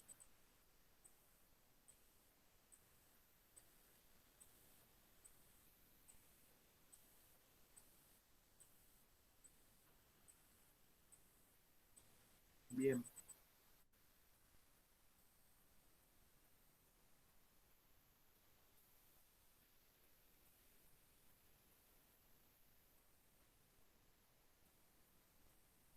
Si Roberto está hablando, yo no lo escucho.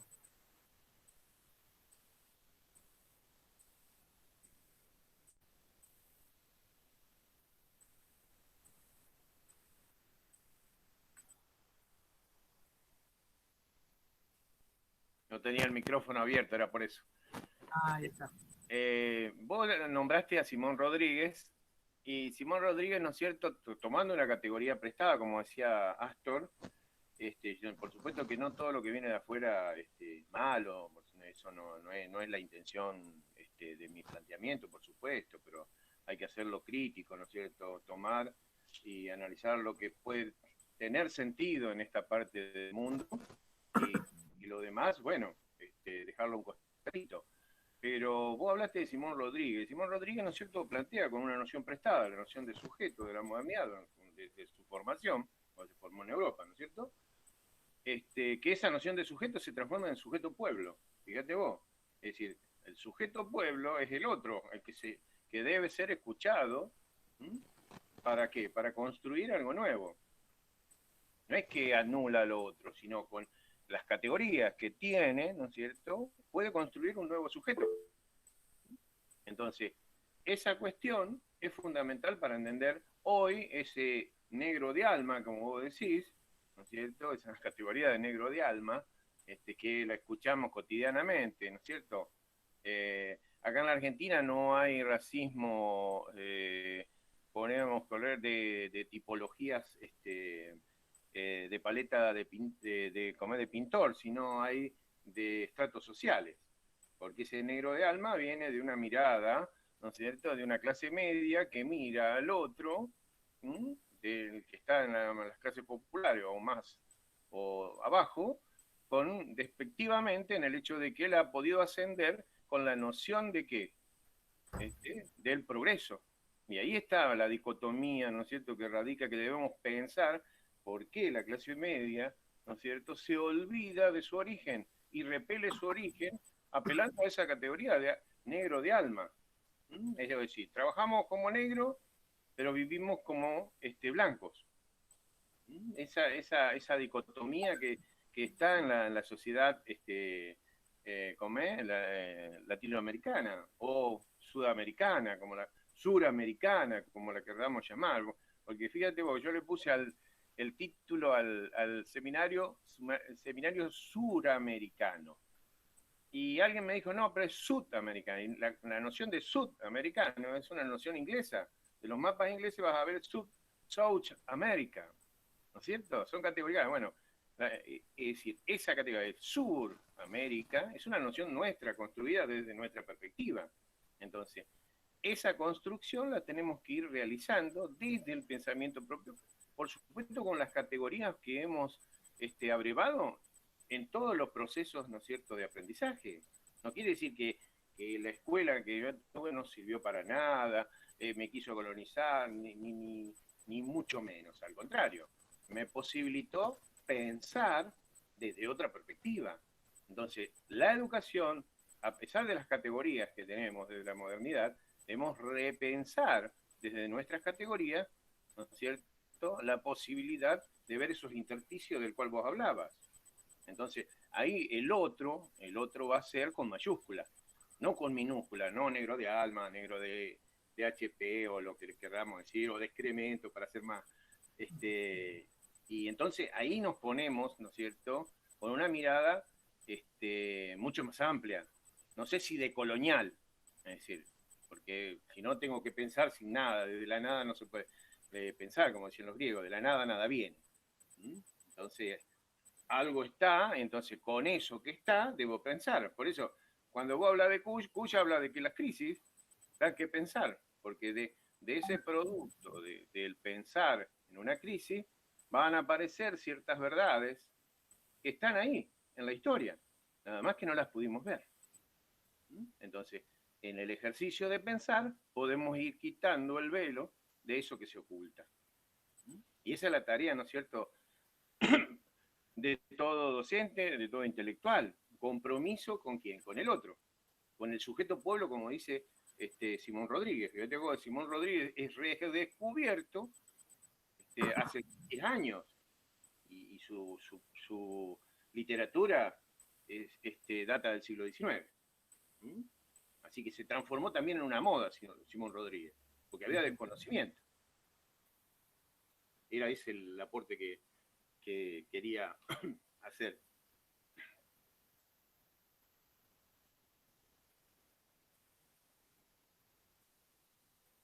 A ver, yo... Sí, Fíjate acá, Agustín Alarcón dice, qué interesante la categoría de negro de alma. Es común oír en esos comentarios para descalificar a otros que no se ajustan a ciertas costumbres. Por ejemplo, la mala administración del dinero, la falta de planificación para el futuro. Trabajo en negro, dice Joana. Agustín Alarcón dice, si el negro de alma aprende a hacer plata rápidamente, pasa a otra categoría, porque llega en su Passat o al negro le ponen la alfombra roja y le ofrecen banquete. Todo conduce a lo económico, es increíble. Fíjate vos, qué interesante lo que plantean. Vos sabés que en el siglo XVIII, en el siglo XVII y XVIII, en las actas capitulares de Córdoba, hay juicios emprendidos por ciertos comerciantes reclamando ser considerados blancos, ¿no? Y muchas veces la sentencia de los jueces o alcaldes era, bueno, a pesar del color manifiesto de su piel, es bla, bla, bla, y había una justificación que en el fondo era, este hombre heredó plata, es hijo de tal o cual, con una india, lo que sea, pero bueno, no tiene que ser de ninguna casta, porque finalmente es propietario. ¿Sí? Entonces, la asignación del color es una decisión política. Durante la colonia era una decisión política, y ahora también, digamos, ¿no? O sea, la condición de negro de alma, curiosamente, tiene que ver con un ejercicio claramente político de la designación, más que de una respuesta a un pigmento de piel. En ese sentido, claramente el negro de alma es una condición que se pierde a medida que uno... Pero al mismo tiempo siempre hay un dejo de control sobre esa situación, ¿no? O sea, finalmente es el morocho, es el negrito, bueno, hay siempre un residuo de racismo puro y duro en muchas cosas, ¿no? A ver, no sé cómo plantearlo, pero de alguna manera la diferencia en este sentido entre las prácticas políticas, por ejemplo, durante el menemismo y durante el gobierno de Macri, tenían que ver con eso. Pues, finalmente apuntaban a lo mismo o algo parecido, pero Menem no deja de ser un negro del interior, ¿no? Ahí hay una diferencia, creo, de racismo más puro. Así que yo creo que es interesante lo que observa Agustín y que existe desde el siglo XVIII en las discusiones para conformar las castas, ¿no? Sí, fíjate que Menem es una especie de caudillo como la Patilla y todo lo demás, que refleja desde la perspectiva de la metrópolis porteña la barbarie. Qué paradoja. Entonces, esas categorías están presentes y siguen presentes en lo cotidiano, ¿no es cierto? El negro de alma, el negro HP, homosexual, todas esas cuestiones, ¿no es cierto?, hacen, ¿no es cierto?, que sigamos mirando al otro como un objeto de clasificación taxonómica que corresponde al otro lugar, y de ahí no tiene que salir. Entonces la multiculturalidad está presente, pero la pluriculturalidad está todavía en pañales, ¿no es cierto? Porque si no sería caótico. Y dentro de todo, el discurso de Occidente es el orden. Si no hay orden, es imposible de controlar las cuestiones. Fíjate que la pandemia ha hecho un desorden en la ciencia, en la economía, en la educación, en la vida social. Y vemos las manifestaciones de los runners, de los antivacunas, de los antiescuelas. Qué paradójico que hoy todos decían que la escuela estaba muerta, y hoy a gritos piden que vuelva a la escuela. Donde ordena, ¿no es cierto?, en ese imaginario colectivo, ordena el conocimiento para que mi hijo pueda y deba ser el ciudadano. Como vuelvo a repetirlo, de Sagunto Borda, ¿no es cierto?, la escuela no formó seres humanos, sino formó ciudadanos para el sistema. Entonces, esa humanidad que se ha deteriorado desde la educación a la que habría que brindarle, desde una mirada crítica, mayor humanidad. Entonces, por eso estas cuestiones de miradas del otro, ¿no es cierto?, de cosificación del otro, está en la cotidianidad. Entonces, bueno, acá miraba que Alexis Merletti dice, como dice Agustín, ahí cambia de categoría, pasa a ser así como es negro, pero tiene alma de blanco porque tiene plata. Es decir, cambió de categoría. O porque cumplió un cursus honorum de, digamos, de ciertas cuestiones, como por ejemplo, ser buen estudiante, buen hijo, llevar la bandera, etcétera, etcétera, a lo largo de su vida, ha terminado haciendo, digamos, o completando en el mismo el relato que se le ofrece. Digamos, vos vas a hacer todo esto y vas a ser igual, ¿no? Y vas a ser igual. En ese sentido, entonces sí, claro, porque se entiende que asume los valores de aquel que controla justamente la posibilidad de determinar quién es y quién no es. En ese sentido, yo creo que está el obtener el dinero, pero incluso obtener el dinero es necesario hacer una serie de pasos fundamentales mm, que tienen que ver justamente con cumplir lo que el sistema te pide, ¿no? Bueno, pero fíjate, veo un caso de un jugador de fútbol como Houseman, que no salió de la villa a pesar de que ganó dinero. Es paradójico. Hablando de lo que estaban recién comentando los chicos. Claro, pero fíjate que para que un jugador de fútbol, es cierto, Houseman es un ejemplo genial, pero ahora, digamos, tenés que tener una fundación o aportar algo, o hacer algo que de alguna manera te habilite entre la sociedad y te aleje del origen supuestamente improlijo, ¿no? De casta, que muchas veces se le atribuye. Igual esto es histórico, digamos, no podemos decir que siempre es así, ¿no? No, por supuesto. Es como yo le pregunto siempre a los estudiantes, que cuando tienen una evaluación, fíjate vos, para romper ese esquema de colonialidad, todos preguntan cuánto me saqué en vez de qué aprendí. Porque el que me saqué es algo que posibilita avanzar, certificar. Pero nunca nos preguntamos, o tenemos que preguntarnos, ¿qué aprendí de todo ese proceso? Y esto no es una fuerte crítica administrativa, sino una forma de que ellos piensen qué aprendieron en ese proceso. La evaluación es una forma de que los burócratas tengan una nota para saber quién es quién es el otro, pero realmente la función es qué conocimiento pude adquirir en ese proceso para desarrollar un pensamiento, entre comillas, que pueda poner, ¿no es cierto?, entre paréntesis lo establecido. Esas son las cuestiones que se manifiestan, ¿viste? En todo el contexto de desarrollo cotidiano, ¿no es cierto?, del deambular de las aulas. Y pasa en la sociedad. ¿Qué vas a estudiar? Si estudias esto, te vas a morir de hambre. Si estudias esto, te vas a hacer millonario. Todas esas cuestiones, ¿no es cierto?, van conformando una estructura que coloniza una sociedad. Entonces, pensar que soy lo que soy y debo dar cuenta de eso, de ser lo que soy, y no tener vergüenza. Es decir, porque si no, mi alteridad va a ser anulada, totalmente anulada. Es decir, ese otro que soy yo en mayúscula, voy a quedar sometido a otros, es decir, voy a ser cosificado. Entonces, esto es lo que debemos visualizar desde la otredad, ¿no es cierto?, desde esta relación civilización y barbarie.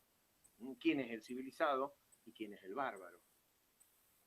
Es decir, yo siempre le digo a los chicos que hay que pensar quién es el estado más terrorista de la historia de la humanidad. Entonces, y todos me dirán algún país musulmán. Y el primer estado terrorista de la humanidad ha sido y sigue siendo Estados Unidos. el 9 de agosto, ¿no es cierto?, de 1945, lanzó 2 bombas nucleares sobre poblaciones civiles. Y eso no es un acto de terrorismo. Entonces, eso es lo que nosotros tenemos que poner en cuestión. No quiere decir que todo lo que viene desde fuera no tiene sentido. Claro que tiene sentido, pero tenemos que darle el sentido desde una visión crítica. Es decir, con esas categorías tenemos que repensar la realidad. Bueno, acá Agustín dice, si lo que sos depende de tu capital, entonces, si un día te quedás sin dinero, te quedás sin ser. Mira qué interesante lo que plantea. Sí, yo ahí aportaría, Agustín, que hay distintas formas de capital, ¿no? Hay un capital simbólico que podés poner en juego. Pienso, probablemente algo que sucedió también en Santa Fe, pero acá pasó en Córdoba, con lo que nosotros llamamos Sagrada Familia, digamos.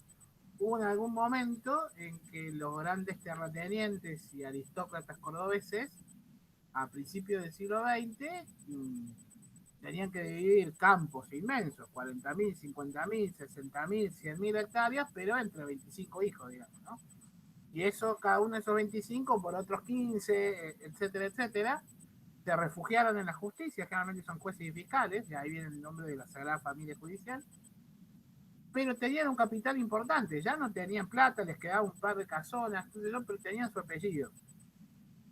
Ese capital lo hacen jugar con el gringo, que hizo plata, digamos, el piamontés que hizo plata en Villa María, San Francisco, o incluso en Córdoba. Entonces tenemos apellidos que vienen de la época de la fundación de la ciudad, como Cabrera, Garzón o Funes, casados con Caferata, por ejemplo, que le dio la plata que habían perdido en algún momento. Es decir, hay un capital simbólico que el capitalismo lo hace valer también. A veces no se traduce en una cuenta bancaria inmediata, pero sí en el acceso de ciertos bienes simbólicos que son importantes. Por ejemplo, el acceso al discurso.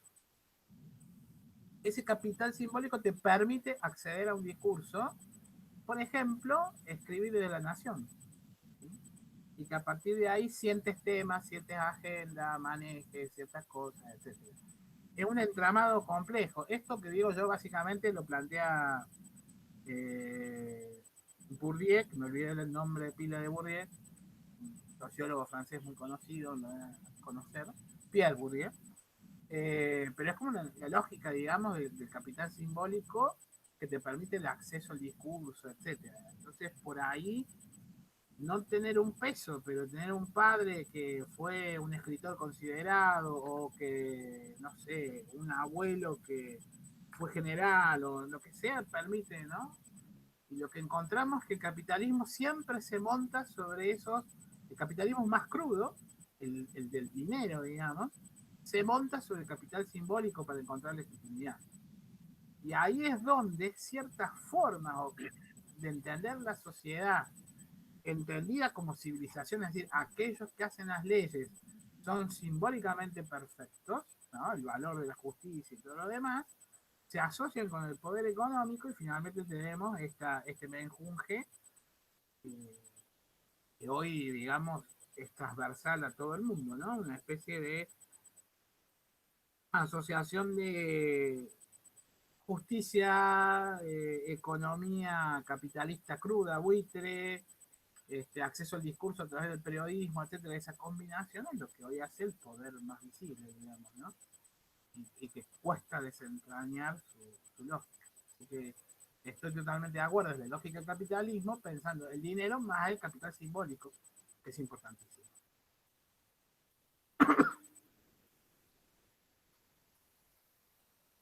Bien.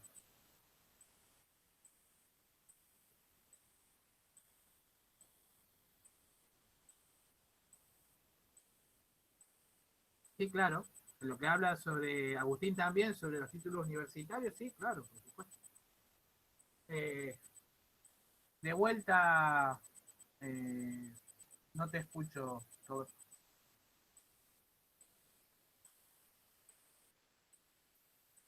Sí, lo que planteaba Agustín sobre los títulos académicos también es lo que Agustín ahí plantea. No sé si porque tenga títulos académicos pueda mi palabra ser superior a la del otro, no, ¿no es cierto? Pero bueno, en una sociedad donde todo se mide por el capital económico, el capital cultural, en ciertos ámbitos tiene un grado de valor, ¿no es cierto?, sobre otros. Bueno, yo creo que ahí está la anulación, ¿no es cierto?, de la alteridad y, ¿no es cierto?, el formato que hoy decía Kush, ¿no es cierto?, que yo leí, me hice referencia al prólogo. La función real no está en escuchar al que da las órdenes, sino el que recibe las órdenes. Y ahí está la cuestión para pensar esa alteridad. Es decir, por supuesto que nosotros escuchamos a nuestros maestros, pero nuestros maestros, ¿no es cierto?, son la excusa para que nosotros podamos pensar. Como nosotros somos las excusas para que ellos también se puedan pensar a sí mismos. Entonces hay una relación de construcción ahí. Entonces, respuestas no las tenemos, ¿no es cierto, Domingo? Simplemente deambulamos pensando, como decía Kuss, sigamos pensando en la posibilidad de generar una perspectiva distinta a la que, ¿no es cierto?, hemos recibido en esa colonialidad académica, social, cultural, que no sé si será mejor, no sé si será peor, pero nos posibilitará, ¿no es cierto?, tener una mirada más amplia, menos amplia, sino otra mirada. Sí, sin duda. Bueno, para cerrar, le agradezco a todos la participación, en especial a Domingo, que se ha prestado para esta aventura del conocimiento, ¿no es cierto? Y cerrando el seminario, el quinto encuentro, cerrándolo, y pedirles a todos los participantes, yo sé que algunos han participado en los 5 encuentros, otros no, una devolución a mi correo sobre el encuentro, qué le pareció, qué aportó, qué desaportó, ¿no es cierto? Porque la idea es que las charlas de los expositores va a tener una función, luego se va a publicar, y me gustaría no solo tener la voz de los expositores, sino también la voz de los que participaron, estuvieron este tiempo, que es fundamental para construir conocimiento. No solo la voz, como decía, de los que entre comillas parece que tenemos mayor conocimiento porque tenemos algún papelito que no han dado, y ahí en más que tengamos sabiduría estamos lejos. Tienen que ser fundamental el encuentro de todo el conocimiento. Entonces, no podemos construir sin el otro. Es decir, no podemos desarrollar más humanidad a la deteriorada humanidad si no tenemos y no escuchamos al otro. Entonces, por eso yo les pido a todos los participantes, algunos habrán estado en la primera, en la segunda, en la tercera, algunos estuvieron en las 5, que me envíen a mi correo, ¿no es cierto?, un escrito en 10 líneas, como para ser sintético, 10, 15 líneas, para que podamos publicarlo, ¿no es cierto?, en formato virtual y después va a circular, con, ¿no es cierto?, la introducción y el desarrollo de toda la charla y casualmente sus aportes.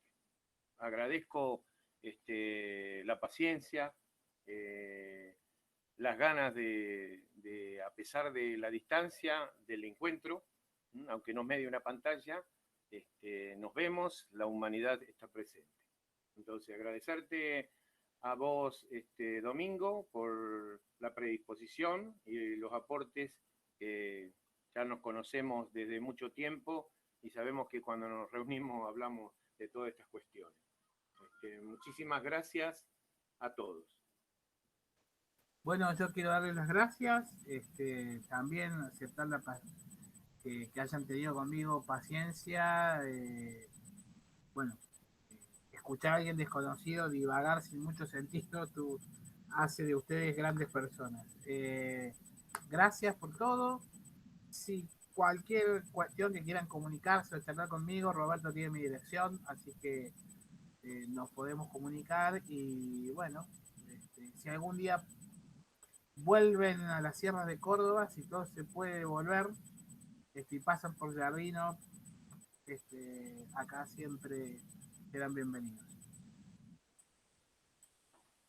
Bueno, gracias Domingo, ya lo sabía. Gracias. Lo que pasa es que no podemos viajar, no nos permiten viajar. En algún momento se podrá. En algún momento nos encontraremos y en algún momento estarás presencialmente allá por el instituto y ¿cómo es? Y bueno, ya estuviste una vez y así que siempre tenés las puertas abiertas. Así que bueno, un abrazo enorme, un abrazo a todos y gracias por estar. Hasta luego. Gracias.